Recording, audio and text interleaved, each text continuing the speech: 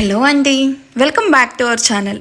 ఈరోజు స్టోరీ అందాల రాక్షసి ఎపిసోడ్ 42.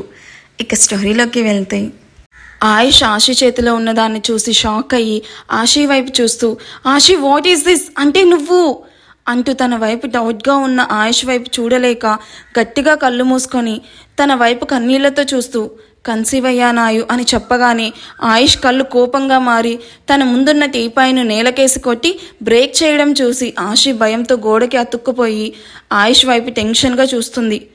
ఆయుష్ ఆశి వైపు కోపంగా చూస్తూ, ఆ రోజు ఎంత చెప్పినా విన్నావా నా మాట? ఇప్పుడు చూడు ఏమైందో. మనం ఇంకా స్టూడెంట్సే ఆశి, మ్యారేజ్ కూడా అవ్వలేదు, అప్పుడే కన్సీవ్ అయ్యావు. ఆ రోజు పబ్కి వద్దు అని ఎంత చెప్తున్నా వినకుండా నన్ను పబ్కి తీసుకెళ్లడమే కాకుండా అక్కడ డ్రింక్ చేసి నువ్వు కూడా కంట్రోల్ తప్పి నన్ను నీ మాటలతో మౌల్డ్ చేసి ఇద్దరం ఫిజికల్గా కలిసేలాగా చేసి ఇప్పుడు ప్రెగ్నెంట్ అయ్యావు. ఇంకా మన స్టడీస్ ఫినిష్ అవ్వడానికి 1 ఇయర్ ఉంది. నాకు లైఫ్లో చాలా ప్లాన్స్ ఉన్నాయి. మ్యారేజ్ కూడా 5 ఇయర్స్ తర్వాత చేసుకుందామని చెప్పాను.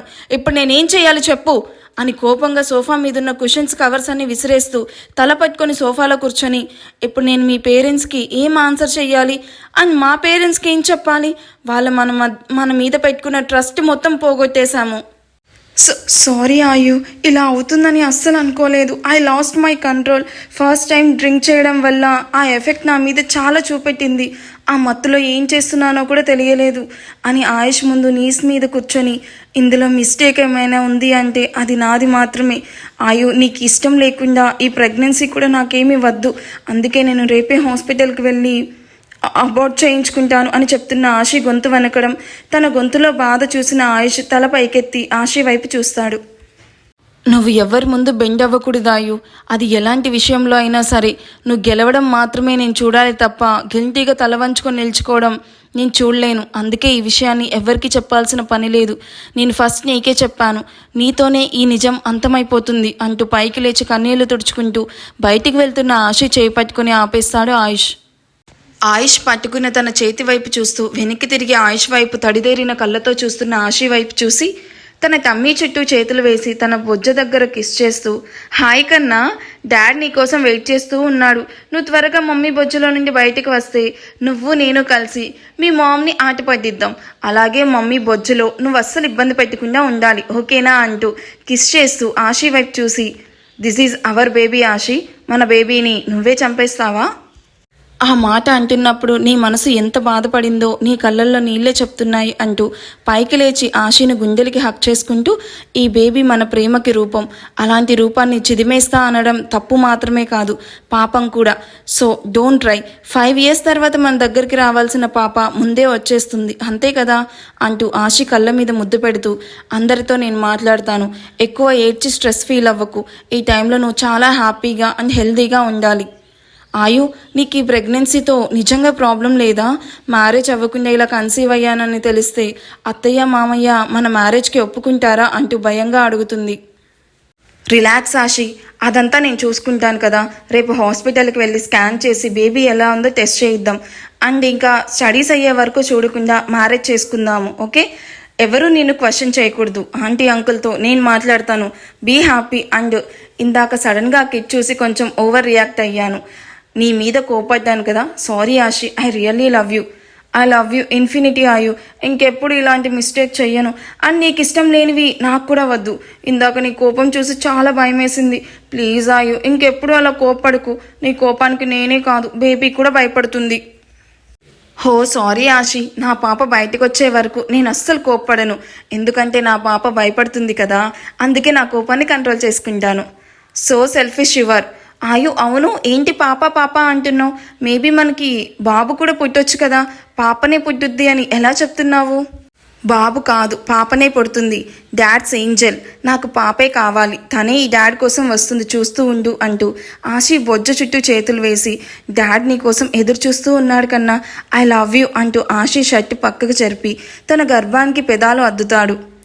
డాడ్ అంటూ తన గుండెల మీద తన చిట్టి చిట్టి చేతులతో తనను పిలుస్తూ ఉన్న దియాను చూసి ఆశి జ్ఞాపకాల కెరటాల నుండి బయటకు వచ్చి దియా వైపు చూస్తూ, దియా ఏంటి పడుకోలేదా అంటూ దియాని ఎత్తుకొని తన మీద కూర్చోపెట్టుకొని పక్కనే ఉన్న బెడ్ ల్యాంప్ ఆన్ చేసి వాల్ క్లాక్ మీద టైం చూస్తే 11:55 అవ్వడంతో అది చూసి ఈ టైంలో దియా ఎందుకు లేచిందో అర్థం అవ్వక దియా నుదుటిన అరచేతిని పెట్టి టెంపరేచర్ చూస్తూ అది నార్మల్గానే ఉండేసరికి రిలాక్స్ అవుతూ దియా వైపు చూస్తాడు. డాడ్, ఫీలింగ్ హంగ్రీ, బాగా ఆకలిగా ఉంది. మమ్మల్ని చూస్తే డీప్ స్లీప్లో ఉంది, అందుకే నిన్ను లేపాను. ప్లీజ్ డాడ్, నాకు దోశ కావాలి. ఈ టైంలో దోశనా? No Diya, it's not good for health. Milk తెప్పిస్తే తాగి పడుకో. నో డాడ్, నాకు దోశనే కావాలి, అది కూడా నువ్వే చేయాలి, ప్లీజ్ ప్లీజ్ అంటూ అరుస్తూ అల్లరి చేస్తున్న దియా నోరు చేత్తో మూసి, డోంట్ షౌట్ దియా, మమ్మ స్లీప్ డిస్టర్బ్ అవుతుంది అని అలసటగా కనిపిస్తున్న ఆశీ వైపు చూసి, నీకు దోశనే కదా కావాలి, కమ్ అంటూ దియాని ఎత్తుకొని డోర్ సౌండ్ రాకుండా ముందుకు వేసి దియాతో కలిసి కిచెన్లోకి ఎంటర్ అవుతాడు. అప్పటికే ఇంట్లో ఉన్న పని వాళ్ళు సర్వెంట్స్ క్వార్టర్స్లోకి వెళ్ళిపోవడంతో ఆయుష్ దియాను కిచెన్ ప్లాట్ఫామ్ మీద కూర్చోబెట్టి క్యారెట్ నీట్గా వాష్ చేసి తొక్క తీసి చిన్నగా కట్ చేసి బౌల్లో దియాకి ఇస్తూ, దోశ అయ్యే వరకు ఇవి తింటూ ఉండు, 10 minutesలో దోశ వేస్తాను అని క్యూట్ స్మైల్తో చెప్పి ఫ్రిడ్జ్ నుండి దోశ బ్యాటర్ తీసి పాన్ మీద వేడి వేడి గీ దోశ వేస్తూ ఉంటాడు. నిద్రలో పడుకోనున్న దియా మీద చేయి వేసిన ఆశీకి పక్కన దియా లేకపోవడంతో కళ్ళు తెరిచి చూడగా బెడ్ మీద తాను మాత్రమే ఉండడం చూసి, ఈ టైంలో ఈ తండ్రి కూతుర్లు ఎటు వెళ్ళారు, బాల్కనీలో ఏమైనా ఉన్నారా, ఇంత చల్లగా ఉంటే అక్కడేం చేస్తున్నారు అని వెళ్తూ ఉండగా బాల్కనీ డోర్ క్లోజ్ చేసి ఉండడం చూసి, ఇక్కడ కూడా లేరే, పోనీ దియాను వాష్రూమ్కి ఏమైనా తీసుకుని వెళ్ళుంటారా అని వాష్రూమ్కి వెళ్ళి చూశాక అక్కడ కూడా లేకపోయేసరికి, అబ్బా, ఈ టైంలో ఎక్కడికి వెళ్ళారు, నన్ను ఇలా టెన్షన్ పెట్టకపోతే నన్ను కూడా లేపొచ్చు కదా అనుకుంటూ రూమ్ డోర్ ఓపెన్ చేసి ఉండడంతో ఆ ఫ్లోర్ మొత్తం వెతికినా కానీ ఇద్దరు కనిపించకపోయేసరికి ఆశీలో కంగారు మొదలవుతుంది. దియాకి మళ్ళీ బ్రీతింగ్ ప్రాబ్లం ఏమైనా వచ్చిందా అన్న ఊహ రాగానే ఆశి కంగారుగా కిందకి పరిగెడుతుంది. కానీ కింద కూడా ఎవరూ లేకపోయేసరికి ఆశి టెన్షన్తో మొహం మీద చెమటతో పాటు కళ్ళల్లో కన్నీళ్లు కూడా తిరుగుతూ ఉంటాయి. వాటిని కష్టంగా ఆపుకుంటూ 3rd ఫ్లోర్లో ఉన్న మోహిత్ రూమ్ దగ్గరికి వెళ్ళాలి అని చెప్పి లిఫ్ట్ వైపు వస్తున్న ఆశీకి కిచెన్లో లైట్ వెలగడం చూసి, ఈ టైంలో ఎవరున్నారు అక్కడ అని కిచెన్ దగ్గరికి వచ్చి చూడగా దియాకి వేడివేడిగా దోశ తినిపిస్తూ తనతో నవ్వుతూ మాట్లాడుతున్న ఆయుష్ కనిపించి రిలాక్స్డ్గా ఊపిరి పీల్చుకొని బుగ్గ మీదకు జారిన కన్నీటిని తుడుచుకుంటూ ఇద్దరు వైపు చిరునవ్వుతో చూస్తూ కిచెన్లోకి వెళ్ళి, ఈ టైంలో ఇక్కడేం చేస్తున్నారు ఆయుష్ గారు అంటూ వెళ్ళి దియా పక్కన సెటిల్ అవుతుంది. అక్కడ సడన్గా ఆశీని చూసి, ఏయ్ నువ్వేంటి పడుకోకుండా ఇలా వచ్చావు, పక్కన దియా లేకపోయేసరికి మెలకు వచ్చింది, కానీ ఈ టైంలో దోశ ఏంటండి, అది కూడా అంత గీ, టూ మచ్ ఆఫ్ కొలెస్ట్రాల్ అండి. గీ వంటికి మంచిదే, అప్పుడప్పుడు తినొచ్చు, నో ప్రాబ్లం. ఎలాగో వచ్చావు కదా, ఆగు నీకు కూడా దోశ వేస్తాను. మీరు దోశ వేస్తారా, అది కూడా నాకు, ఏంటి విధి వైపరీత్యం, హైదరాబాద్లో సునామీ ఏం రాదు కదా. ఈ ఎక్స్ట్రా కట్టింగ్సే వద్దు అనేది, మీ అక్కా చెల్లెలకి బలుపు అస్సలు తగ్గదే అని ఆశి తల మీద చిన్నగా మొట్టి, హ్యావ్ ఇట్, టేస్ట్ చేసి ఎలా ఉందో చెప్పు అంటూ ప్లేట్లో దోశ వేసి, చట్నీ లేదు, ఈ ఆవకాయతో అడ్జస్ట్ అవ్వు అంటూ పికిల్ వేసి ఆశి వైపు చూస్తాడు. రూమ్లో పడుకోనున్న ప్రణవికి ఎంతసేపటికి నిద్ర రావడం లేదు. తెల్లవారితే మహల్లో ఎంగేజ్మెంట్ వర్క్స్ అన్నీ స్టార్ట్ అవుతాయి. ఎల్లుండి మార్నింగ్ 10కి ఎంగేజ్మెంట్ కూడా స్టార్ట్ అవుతుంది. తను ఎన్ని విధాలుగా చెప్తున్నా ఏ ఒక్కరూ తన మాట కూడా వినడం లేదు, విన్నా నమ్మడం లేదు. పెళ్లి కొడుకు ద్వారానే పెళ్లి క్యాన్సిల్ చేయాలి అనుకున్న ప్రణవి ఆశల మీద విక్రమ్ నీళ్లు చల్లడంతో ఎన్ని విధాలుగా ఆయుష్కి చెప్తున్నా ఆయుష్ తన మాట నమ్మకపోవడంతో ఈ ఎంగేజ్మెంట్ ఆపే మరో దారి లేక నిద్ర పట్టక రూమ్లో అటు ఇటు తిరుగుతూ ఉంటుంది. ఈ ఎంగేజ్మెంట్ జరగకుండా ఎలా ఆపాలి, ఎవరికి చెప్పినా నా బాధ అర్థం చేసుకోవడం లేదు. పోనీ ఆ విక్రమ్ పేరెంట్స్తో అయినా చెప్దామా అంటే ఆ విక్రమ్ హచ్చు కుక్కలాగా వాళ్ళ పక్కనే ఉంటున్నాడు. ఇంకెలా చెప్పాలి, ఈ ఎంగేజ్మెంట్ జరగకుండా ఎలా ఆపాలి? హో గాడ్, ఆలోచించి బుర్ర వేడెక్కిపోతుంది. ముందుగా స్ట్రాంగ్గా కాఫీ తాగితే తప్ప ఆలోచించలేను అని తన బెడ్రూమ్ నుండి కిందకి వచ్చి కిచెన్ వైపు వెళ్తున్న ప్రణవికి కిచెన్లో ఉన్న ఆశి దియాలను చూసి అక్కడే ఆగిపోతుంది. ఆయుష్ ఇచ్చిన ప్లేట్లో దోశ తింటూ, పర్లేదు ఈ బీస్ట్కి దోశ వేయడం కూడా బాగా వచ్చు అనుకుంటూ, పర్లేదు ఆయుష్ గారు దోశ బాగా వేశారు అంటూ నవ్వుతూ కాంప్లిమెంట్ ఇవ్వడంతో ఆయుష్ కూడా నవ్వి, నాకు కూడా తినిపించు. నేనెందుకు తినిపిస్తాను, మీకు కూడా దోశ వేసుకొని తినండి, కావాలంటే నేనే వేస్తాను, పక్కకు జరగండి. నేను దోశ వేస్తాను, ఆర్గ్యూ చేయకుండా తినిపించు, చాలా టయర్డ్గా ఉంది, పడుకోవాలి, అండ్ మార్నింగ్ అందరం ఒక ఇంపార్టెంట్ ప్లేస్కి అటెండ్ అవ్వాలి. తినిపించమమ్మా, నాకు కూడా నిద్ర వస్తుందని పక్క నుంచి దియా చెప్పడంతో దియా ముందు ఆయుష్తో గొడవపడడం ఇష్టం లేక అయిష్టంగానే ఆయుష్ నోటికి దోశ ముక్క అందిస్తుంది. ఆయుష్ వణుకుతూ ఉన్న ఆశీ చేతి వైపు చూసి చిన్నగా నవ్వి ఆ దోశ ముక్క తింటూ ఆశీ వేలుని చిన్నగా బయట చేసి ఆశీ వైపు చూసి కళ్ళెగరేస్తాడు. ఆశీ ఆయుష్ వైపు కోపంగా చూస్తూ ఈసారి జాగ్రత్తగా ఆయుష్కి తినిపిస్తూ ఆయుష్ వేస్తున్న దోశను తను తింటూ ఆయుష్కి తినిపిస్తూ ఉంటుంది. ఆయుష్ వేసే దోశ తింటూ అదే చేత్తోనే ఆయుష్కి కూడా దోశ తినిపిస్తూ ఉన్న ఆశీని చూసి ప్రణవి పిడికిలు బిగించుకుంటుంది. నన్ను నిద్రకి దూరం చేసి మీరిక్కడ హాయిగా దోశ తింటూ నవ్వుకుంటూ కబుర్లు చెప్పుకుంటున్నారా? చెప్తా ఈ ప్రణవి అంటే ఏంటో మీకు చూపిస్తానే. ఆశీ, ఎంత దగ్గరవుతావో అవ్వు. మీరు దగ్గరవ్వనప్పుడు దూరం చేస్తే కిక్కుండదు. బాగా దగ్గరయ్యాక దూరం చేస్తే అప్పుడుంటుంది కిక్కు. ఈ నవ్వులు ఎక్కువ రోజులు ఉండవులే. నేను ఉండగా ఉండనివ్వను కూడా అని నవ్వుతూ ఉన్న వాళ్ళని చూసి తన కళ్ళల్లో కన్నీళ్ళకి బదులు రక్తం కారుతూ ఉన్నట్టు ఫీల్ అవుతూ విసురుగా తన రూమ్కి వెళ్ళి కోపంగా బెడ్ మీద కూర్చొని మెదల్లో తలుక్కుమని ఆలోచన రావడంతో ప్రణవి పెదాల మీద విషపు నవ్వు చేరుతుంది. ఇక చాలా ఆయుష్ గారు అని చక్కగా 5 దోశలు తిని హ్యాండ్ వాష్ చేసుకుని వాటర్ తాగి దియా కమ్ అంటూ తనకు కూడా హ్యాండ్ వాష్ చేయించి వాటర్ తాగించి ఆయుష్కి కూడా వాటర్ గ్లాస్ అందించి లైట్స్ అన్నీ ఆఫ్ చేసి రాండి ఆయుష్ గారు అని కిచెన్ మొత్తం నీట్గా సర్దేసి నిద్ర మత్తులో తనని హద్దుకొని నిద్రపోతున్న దియాని ఎత్తుకొని లిఫ్ట్లో తన రూమ్కి వెళ్ళి దియాని పడుకోబెట్టి తను కూడా పక్కనే పడుకొని ఆయుష్ కూడా రాగానే లైట్స్ ఆఫ్ చేసి నిద్రపోతున్న దియాని చూసి నవ్వుతూ ఇద్దరికి బెడ్షీట్ కప్పి ఆయుష్ కూడా పక్కనే పడుకొని కాసేపటికి ముగ్గురు నిద్రలోకి జారుకుంటారు. ఎక్కడికి వెళ్తున్నామో చెప్పకుండా ఏంటి ఆయుష్ గారు ఇది? రేపే కదా ఎంగేజ్మెంట్, చాలా పనులున్నాయి, అవన్నీ వదిలేసి అందరినీ తీసుకుని ఎక్కడికి వెళ్తున్నారు అంటూ మహల్ నుండి స్టార్ట్ అయిన ఆశీ ఆయుష్ వైపు చూస్తూ 25వసారి విసుగ్గా అడుగుతుంది.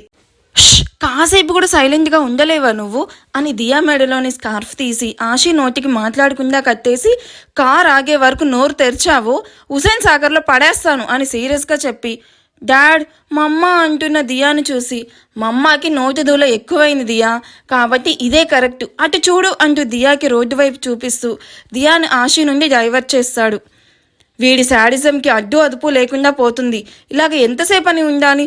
దేవుడా, ఎందుకయ్యా నాకు ఈ టార్చరు? ఎక్కడికి వెళ్తున్నాము అని అడగడం కూడా తప్పేనా? అయినా నాకు ఎప్పటికీ బుద్ధి రాదు. లేకపోతే ఈ బీస్ట్ గురించి తెలిసి కూడా గెలకడం కూడా నాదే తప్పు. నాకు కావాల్సింది అని ఆయుష్ని తిట్టుకుంటూ సైలెంట్గా కూర్చుంటుంది. డ్రైవర్ కారు ఆపడంతో తాము వెళ్లాల్సిన డెస్టినేషన్ వచ్చిందని అర్థం చేసుకుని తన వైపే కోపంగా చూస్తూ ఉన్న ఆయుష్ని చూసి నవ్వుకుంటూ స్కార్ఫ్ తీసి గెటిన్ అంటూ నవ్వుతూ దియాని ఎత్తుకొని కార్ దిగుతూ ఉన్న ఆయుష్ని చూసి కొరకొర చూస్తూ ఆయుష్ కూడా కార్ దిగి 6 ఎకరాలలో 12 ఫ్లోర్స్లో కొత్తగా కట్టిన హాస్పిటల్ వైపు అయోమయంగా చూస్తూ ఇక్కడికి ఎందుకు తీసుకొచ్చాడో అనుకుంటూ తన పక్కనే వచ్చి నిల్చుకొనున్న అభిని చూసి అభి, మహల్కి వెళ్లే వరకు నువ్వు నిషాన్ ఆయుష్ గారితో దయచేసి గొడవ పడికే ప్లీజ్ అంటూ ఆయుష్ స్కార్ఫ్తో నోటిని కట్టేయడంతో నొప్పెడుతూ ఉన్న నోటిని చేత్తో చిన్నగా ప్రెస్ చేస్తూ చెప్తుంది. ప్రశాంతంగా ఇంట్లో నిద్రపోతున్న దాన్ని కొంప మునిగిపోయే వర్క్ ఉంది, అర్జెంటుగా రమ్మని చెప్పి ఏంటక్కా ఇది? నైట్ కూడా అంతే, నాకు ఇష్టం లేకుండా కారులో లాక్కెళ్లారు. ఇదంతా నాకు నచ్చడం లేదు. అమ్మా నాన్న కూడా నన్ను తిడుతూ ఉన్నారు, నీకు తిరుగుళ్ళు బాగా ఎక్కువైపోయి ఏం చేస్తున్నావు అసలు నువ్వు అని చెప్పి. ఇదే లాస్ట్, నేను మళ్ళీ ఇలా చెప్తే అస్సలు రానక్క అని అసహనంగా చెప్పి తన మొహాన్ని చూసి నవ్వుతూ ఉన్న నిషాన్ని కొట్టాలి అనిపిస్తుంటే ఆశీ కోసం కోపాన్ని కంట్రోల్ చేసుకుంటూ ఉంటుంది. అక్క, ఈ హాస్పిటల్ ఎవరిది? ఇక్కడికి ఎందుకు వచ్చాము అంటూ నిషాన్ వైపు సీరియస్గా చూస్తూ ఆశీను అడుగుతుంది. నాకు మాత్రం ఏం తెలిసే, అడిగితే ఆ బీస్ట్ నా నోరు మూసి ఇక్కడికి తీసుకొచ్చాడు అని మెల్లగా చెప్పి తన వెనుకున్న మోహిత్ వైపు చూస్తూ అన్నయ్య, ఇక్కడికి ఎందుకు వచ్చాము? ఎవరైనా మనకి తెలిసిన వాళ్ళకి హెల్త్ ఏమన్నా బాగాలేదా? బట్ చూస్తుంటే ఇది ఇంకా ఓపెన్ కూడా అయినట్లేదే అని హాస్పిటల్ను అందంగా పూలతో డెకరేట్ చేయడం చూసి అడుగుతుంది. ఆయుష్ని చూసిన hospital staff and hospital dean ఫాస్ట్గా ఆయుష్ ముందుకి వచ్చి వినయంగా నిల్చుకొని హార్ట్లీ వెల్కమ్ ఆయుష్ గారు అని ఆయుష్కి బొకే అండ్ గులాబీ పూల దండలు వేసి నవ్వుతూ వెల్కమ్ చేస్తారు. ఆశీ చేతిలో కూడా ఒకరి తర్వాత ఒకరు బొకేస్ పెడుతూ వెల్కమ్ అశ్రిత మేడం అని నవ్వుతూ చెప్తున్న వాళ్ళ వైపు బొకేస్ తీసుకుంటూ అయోమయంగా చూస్తూ ఉంటుంది. హాస్పిటల్ ఓపెనింగ్కి చాలా క్రౌడ్ రావడంతో ఆ జనాలలో నుండి కొంతమంది ఆయుష్ని చూసి ఎగ్జైట్ అవుతూ ఆయుష్ సార్, ఆయుష్ సార్ అంటూ గట్టిగా గోల చేస్తూ ఆయుష్ మీదకి గులాబీ రేఖలు వేస్తూ తమ ఆనందాన్ని వ్యక్తం చేస్తూ ఉంటారు. వాటిని ఆయుష్ మీద పడకుండా అప్పటికే క్రౌడ్ని చూసిన ఆయుష్ సెక్యూరిటీ గార్డ్స్ ఆయుష్ చుట్టూ చేరి తమ డ్యూటీని సీరియస్గా చేస్తూ ఉంటారు. అంతమంది జనంలో నుండి కూడా ఆయుష్ అంటే పిచ్చి ఉన్న ఒక అమ్మాయి అక్కడున్న పోలీసులను, హాస్పిటల్ స్టాఫ్, ఆయుష్ బాడీ గార్డ్స్ని తప్పించుకోలేక, Ayush sir please one selfie, మీరంటే నాకు పిచ్చి సార్, మీరే నా ఇన్స్పిరేషన్, నా గాడ్, మీరే నాకు విరాట్ కోహ్లీ, మీరే నా ఫేవరెట్ హీరో సార్, అండ్ మీరే నా సాయిబాబా కూడా, ప్లీజ్ సార్ ఒక్క సెల్ఫీ, దాన్ని ఇన్స్టాగ్రామ్లో పోస్ట్ చేయాలి ప్లీజ్ సార్, చాలా కష్టపడి వచ్చాను ఇక్కడికి. ఏ అమ్మాయి, ఏంటి న్యూసెన్స్? సార్ ఇప్పుడు ఎవరిని మీట్ అవ్వరు, సార్ని మీట్ అవ్వాలి అంటే అపాయింట్మెంట్ కావాలి, సార్ బిజీగా ఉన్నారు, ముందు నువ్వు ఇక్కడ నుండి వెళ్ళు. అన్నా ప్లీజ్ అన్న, ఒక్క ఫోటో, సార్తో ఒకే ఒక్క ఫోటో, ఇది నా లైఫ్ అంబిషన్తో సమానం, ప్లీజ్ అన్నా. అరే చెప్తుంటే నీకు కాదు, సార్ కోపడక ముందు ఇక్కడ నుండి వెళ్ళు, సార్కి కోపం వస్తే నీతో పాటు మాకు కూడా తిట్లు పడతాయి. హో గాడ్, ఈ అమ్మాయి ఏంటి ఇంత ఓవర్ యాక్షన్ చేస్తుంది? ఈ బీస్ట్లో డెవిల్ అయితే కనిపిస్తుంది కానీ దేవుడు కనిపించడం ఏంటి కామెడీ కాకపోతే? పిచ్చి 10 రకాలు అంటారు, అందులో ఇదొక రకం అనుకుంటూ అసహనంగా చూస్తూ ఉంటుంది ఆశి మొహంలోని ఎక్స్ప్రెషన్ గమనిస్తూ తనను మరింత ఉడికించడానికి, మున్నా ఆ అమ్మాయిని ఇలా పంపించు అన్న ఆయుష్ వాయిస్కి ఆశితో పాటు అక్కడున్న ఎవ్వరికీ సౌండ్ లేదు. ముఖ్యంగా మోహిత్ నోరు తెరిచి అలా చూస్తూ ఉండిపోతాడు. ఈ ఎపిసోడ్ ఎలా అనిపించిందో నాకు కామెంట్ చేయండి. అండ్ ఇంతకీ ఆయుష్ గ్యాంగ్ని మొత్తం తీసుకొని ఇక్కడికి ఎందుకు వచ్చుంటారనుకుంటున్నారు? సరే, ప్రణవి ఎంగేజ్మెంట్ అవ్వగానే గతం మొత్తం రివీల్ చేస్తాను, ఓకేనా? మీరు కంగారు పడకండి. ఈ గతం గురించి తెలిస్తే మీరు ఏ రేంజ్లో షాక్ అవుతారో మీ ఊహకే వదిలేస్తున్నాను.